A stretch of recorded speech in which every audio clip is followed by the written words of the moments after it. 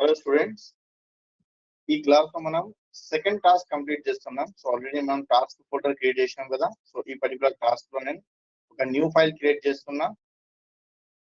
Okay, so simple గా మనం ఎట్లా ఫైల్ క్రియేట్ చేయాలి?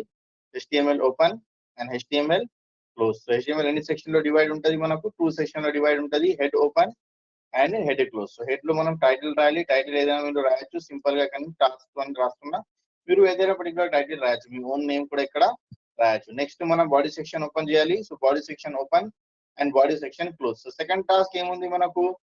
మనం ఒక 2 పేజెస్ క్రియేట్ చేయాలి. ఆ పర్టికులర్ పేజెస్ లో మనం ఇమేజ్ కి క్లిక్ చేస్తే సెకండ్ పేజ్ కి మనం ఆ పర్టికులర్ పేజ్ ఓపెన్ చేయాలి ఇమేజ్ క్లిక్ చేస్తే. సో సింపుల్ గా నేను ఇక్కడ ఇమేజ్ క్రియేట్ చేస్తున్నా. Image SRC equals to something. So already మన దగ్గర ఇమేజెస్ ఉన్నాయి. సో ఈ పర్టికులర్ ఇమేజ్ నేను డిస్ప్లే చేస్తున్నా. So copy and paste. ఇక్కడ కాపీ పేస్ట్ చేస్తున్నా అండ్ ఇక్కడ ఫార్మాట్ ఏముంది? ఇది PNG ఉంది. సో PNG రాస్తున్నా. సో ఈ పర్టికులర్ ఇమేజ్ ఎక్కడ ఉండాలి? సో ఫస్ట్ ఈ ఫైల్ సేవ్ చేస్తున్నా నేను.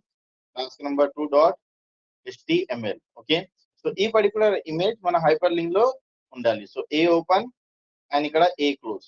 సో ఇది మనకు రిఫరెన్స్ లాగా ఉండాలి. సో లాస్ట్ క్లాస్ లో మనం ఏం చేసినాం? రిఫరెన్స్ మనం టెక్స్ట్ రాసినాం. సో ఇక్కడ మనం ఇమేజ్ రాస్తున్నాం అండ్ ఇక్కడ same hyper link reference equals to something. So A particular page link చేయాలి? మన దగ్గర ఆల్రెడీ ఒక పేజ్ ఉంది task 1.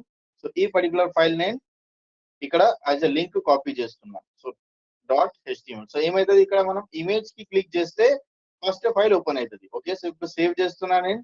So this is our second file. Okay, so ఒక హెడింగ్ రాస్తున్నా అండర్స్టాండింగ్ కోసం. Okay, so this is task number 2 file.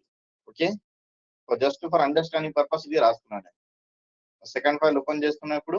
So చూడండి, this second file ఉంది, కానీ ఈ పర్టికులర్ ఇమేజ్ కి నేను క్లిక్ చేస్తే ఆ నెక్స్ట్ ఫైల్ ఓపెన్ అవుతుంది.